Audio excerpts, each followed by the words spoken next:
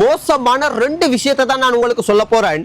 ஒன்றென்னண்டா, யாழ்ப்பாணத்துல 27 வயசு இருக்கக்கூடிய ஒரு இளம் நபரை அடிச்சே கொலை செய்திருக்கிறாங்க. இதனுடைய பின்னணி என்னன்னு உங்களுக்கு நான் தெளிவா சொல்றேன். அது மட்டுமில்ல, முல்லைத்தீவுல ஒரு மத போதகர், அவரோட சேர்த்து இன்னும் 2 நபர்கள், மத போதகரோட சேர்த்து மொத்தம் 3 நபர்கள் கைது செய்யப்பட்டிருக்கிறாங்க. என்ன விஷயம் என்று பார்க்க போனா, இவங்களால பாதிக்கப்பட்டு 2 இளம் பெண்கள் கிளிநொச்சி வைத்தியசாலையில் அனுமதிக்கப்பட்டிருக்கிறாங்க. இந்த 2 விஷயத்தையும் தான் நான் உங்களுக்கு தெளிவா சொல்ல போறேன்.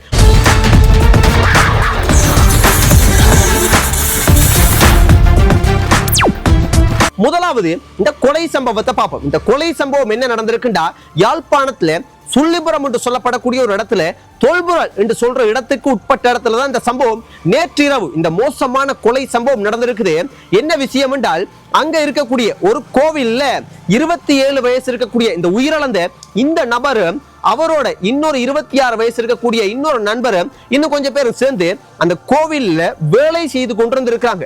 அந்த நேரத்துல இன்னும் ஒரு டீம் உண்டு, 2-3 இளைஞர்கள் அந்த இடத்துக்கு வந்து இந்த வேலை செய்து கொண்டிருக்கிற இந்த இளைஞர்கள் மீது பட்டு மோசமா தாக்குதலை மேற்கொண்டிருந்திருக்காங்க. தாக்குதலை மேற்கொண்டுட்டு ஆக்கள், அதாவது இந்த விஷயம் எல்லாம் நான் என்னுடைய சிந்தனையில சும்மா கண்டபடி நான் சொல்ல இல்ல, காவல்துறை விசாரணையில தெரிய வந்த விஷயத்தை தான் நான் உங்களுக்கு சொல்றேன். அப்ப அடிச்சு போட்டு தப்பி போக முயற்சி செஞ்சிருக்காங்க. அப்ப அந்த நேரத்துல பட்டு மோசமா அடி வாங்கிய இளைஞரினுடைய நண்பர் அவங்கள தப்பி போறவங்களை பிடிக்கிறதுக்கு முயற்சி செஞ்சிருக்கிறார். அந்த நேரத்துல பிடிக்கிறதுக்கும் அடிக்கிறதுக்கும் முயற்சி செஞ்சிருக்கார். அந்த நேரத்துல இந்த வந்த டீம், அடிக்கிறதுக்கு வந்த டீம் அவரை பட்டு மோசமா அடிச்சு போட்டு தப்பிச்சு போயிட்டாங்க. அப்ப அந்த பிடிக்கிறதுக்கு முயற்சி செஞ்ச அந்த 2வது நண்பர் என்று சொல்லப்படக்கூடிய அந்த நபர் அந்த இடத்துலயே உயிரிழந்துச்சு. அதுக்கு பலவங்க தப்பிச்சு போயிட்டாங்க. இவ்வளவு தான் நடந்திருக்கு. அப்ப இதுல உயிரிழந்த இந்த நபர் வந்து இவருக்கு 27 வயசு. இவர் கொழும்புல வேலை செய்யக்கூடிய ஒரு நபர். இந்த சித்திரை புது வருஷத்துக்காக ஊருக்கு வந்தார் என்று சொல்லப்படுது. சோ இவர் வந்து உயிரிழந்துச்சு. இப்ப என்ன பிரச்சனை, ஏன் இந்த 2 டீமும் அடிபடி பட்டிருக்கிறாங்க, அடிக்க வந்திருக்கிறாங்க, அடிபடி பட்டிருக்கிறாங்க, என்ன பிரச்சனை பார்க்க போனா, இது கொஞ்ச வருஷத்துக்கு முதல் இவங்களுக்குள்ள ஒரு சின்ன வாய் தக்கம், சின்ன பிரச்சனை, ஊர்களுக்குள்ள இவங்களுக்குள்ள சின்ன பிரச்சனை ஒன்று இருந்திருக்கு, சின்ன பகை ஒன்று இருந்திருக்கு. அந்த பகையினுடைய வெளிப்பாடுதான் இந்த சண்டை. இந்த சண்டை வந்து கொலை செய்யணும்ன்ற நோக்கத்துக்காக அவங்க செஞ்சாங்களா என்னன்னு தெரியா, இல்லண்டா சும்மா அடிப்படி படணும்ன்றதுக்காக செஞ்சாங்களா என்னன்னு தெரியா. ஆனா ஒரு வழியா ஒரு நபரை கொண்டுட்டாங்க. ஒரு 27 வயசு இருக்கக்கூடிய மயூரன் என்று சொல்லப்படக்கூடிய நபர் தான் இதுல உயிரிழந்திருக்கிறார். கேட்கும் போது எவ்வளவு கவலையா இருக்குது. 27 வயசுண்டா எவ்வளவு இன்னும் வாழ்க்கைய வாழ வேண்டி இருக்கு. ஆக மொத்தத்துல அது சம்பந்தப்பட்ட முக்கியமான நபர் கைது செய்யப்பட்டிருக்கிறார். இது சம்பந்தப்பட்ட விசாரணைகளை எல்லாம் காவல்துறை போலீஸ் விசாரிக்கிறாங்க. இந்த சம்பவம் நேற்று இரவு நடந்திருக்குது. கேட்கும் போது ரொம்ப ரொம்ப கவலையா இருந்தது. நான் இதுல என்ன சொல்ல வர்றேன் என்றால், விசாரணைகள்ல நாளைக்கு விசாரணை மாறாம இருக்கலாம். யார் மேல தப்பு என்னன்றது நீதிமன்றம் பார்த்துக்கொள்ளும். ஆனா நடந்த விஷயத்தை மக்களுக்கு தெளிவாக நான் சொல்றதுக்கான முக்கியமான காரணம் என்னென்றால், இதை கொலை செய்தவங்களோ அதுல பாதிக்கப்பட்டவங்களோ மக்களோ யார் பார்த்தாலும் கொலை செய்யறதால எங்களுக்கு எந்த ஒரு நன்மையும் இல்லை. எங்களுக்கு ஏதாவது கோபம், ஏதாவது சண்டை, ஏதாவது பிரச்சனை வந்தா முடிஞ்ச அளவுக்கு அதுல இருந்து தவிர்த்துட்டு போறதுக்கு தான் நாங்க முயற்சி செய்யணும். ஏனென்றா ஒருத்தவங்க தப்பு பண்ணிட்டாங்கண்டா அந்த தப்புக்காக அவங்கள நாங்க கொலை செய்தா எங்களுக்கு என்ன லாபம் கிடைக்கும்? எங்களுக்கு கிடைக்க போற லாபம் ஜெயில் வாழ்க்கை. ஜெயில் வாழ்க்கைன்றதெல்லாம் ஒரு நல்ல வாழ்க்கையா? அதுக்கு அந்த பூமிக்கு வந்து நாங்க அதே போல அந்த உயிரை எடுக்கிறதுனால நாங்க என்ன சாதிச்சிட்டோம்? வேணவே வேணாம். அதை தான் சொல்லுவேன். புரிஞ்சு இந்த கோபத்தை கட்டுப்படுத்தி ஒரு நல்ல ஒரு சந்தோஷமான மகிழ்ச்சியான வாழ்க்கையை வாழ்றதுக்கு முயற்சி செய்யுங்க. எங்களுக்கு ஏதாவது ஒருத்தவங்க தப்பு பண்ணிட்டாங்கடா அவங்க நல்லா இருக்கணும்னு நினைங்க, எங்களோட வாழ்க்கை இன்னும் நல்லா இருக்கு. அவங்கள நாங்க கொல்லணும்னு நினைச்சா அவங்களோட வாழ்க்கையும் சீரழிஞ்சு எங்கட வாழ்க்கையும் சீரழிஞ்சு நடுத்தரவுக்கு வந்துடும். அதை தான் நான் சொல்ல விருப்பப்படுறேன். வேண்டாம் சொந்தங்கள், வேண்டவே வேணாம். அதை தான் சொல்றேன். மற்றது என்னென்றால், இந்த முல்லைத்தீவுல ஒரு மத போதகர் அவரோட சேர்த்து இன்னும் 2 நபர்களும் கைது செய்யப்பட்டிருக்கிறாங்க. இதனுடைய பின்னணி என்னன்னு பார்க்க போகும்போது உண்மையாகவே இந்த விஷயம் இதுவும் நான் வந்து என்னுடைய இஷ்டத்துக்கு சொல்ல இல்லை, போலீஸ் விசாரணையில தெரிய வந்த விஷயத்தை தான் நான் உங்களுக்கு சொல்றேன்.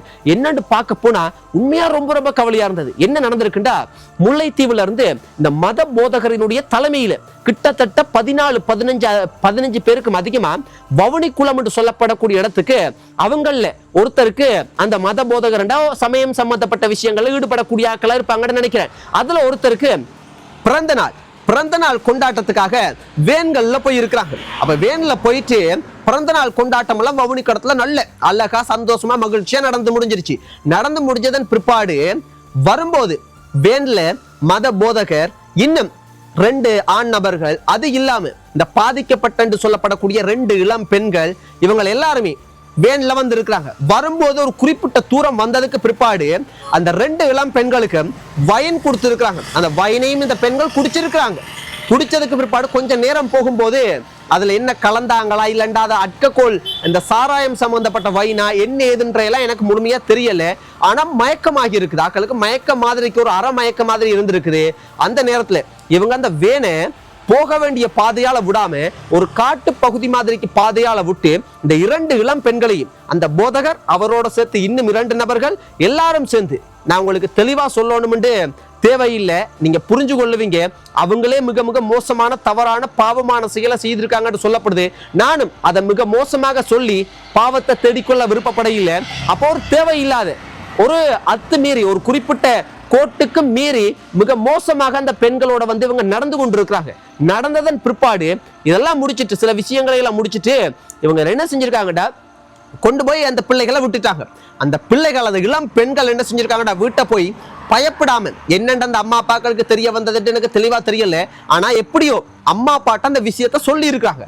அம்மா அப்பா முதலாவது செய்த வேலை அந்த 2 இளம் பிள்ளைகளையும் வைத்தியசாலையில் அனுமதிச்சுட்டு அதன் பிறகு போலீஸ்ல போய் இந்த விஷயத்தை வந்து அவங்க சொல்லி இருக்கிறாங்க.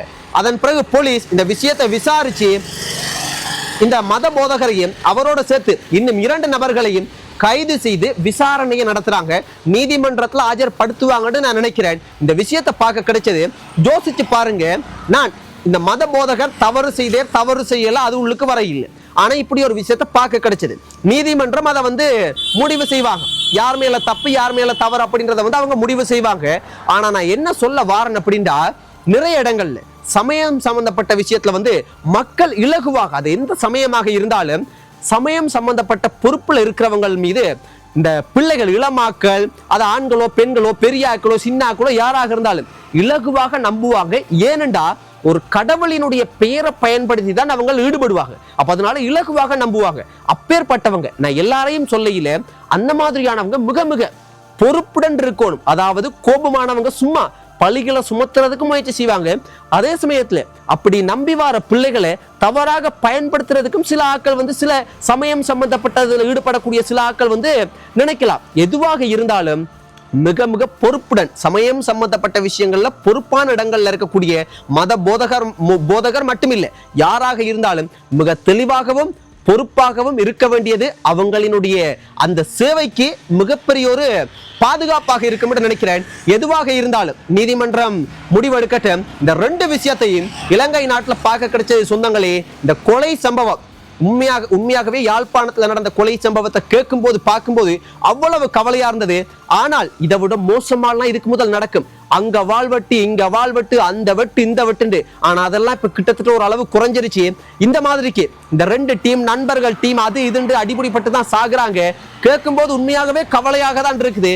ஆனாலும் எங்களால ஒன்றுமே பண்ண முடியாது. சொந்தங்களே மிக மிக கவனமாக இருங்க, அதை தான் சொல்ல முடியும். அதே போல யாராக இருந்தாலும் எவ்வளவு நம்பிக்கையான ஆட்களா இருந்தாலும் இளம் பிள்ளைகள், அதுவும் பெண் பிள்ளைகள், யாரையும் நம்பி எதுலையுமே வந்து அதிகமான தூரங்களுக்கெல்லாம் போகாதீங்க. அதை தான் சொல்ல முடியும். நன்றி சொந்தங்களே. இன்றைய நாள் இன்றைக்கு மட்டுமல்ல, நாளைக்கு நாளாண்டுக்கு எல்லா நாளும் இந்த உலகத்துல எந்த மூலையில இருந்து என்னுடைய காணொலியை பார்த்தாலும், என்னுடைய காணொலியை பார்க்கிற சொந்தங்கள் பார்க்காத சொந்தங்கள் எல்லாரும் இந்த உலகத்துல இருக்கிற அவ்வளவு பேரும் இன்றைக்கு நாளைக்கு எல்லா நாளும் சந்தோஷமா மகிழ்ச்சியா இருக்கணும் நான் கடவுளை வேண்டிக் கொள்றேன். நன்றி சொந்தங்களே. Good night. Bye. Sweet dreams. பாய்.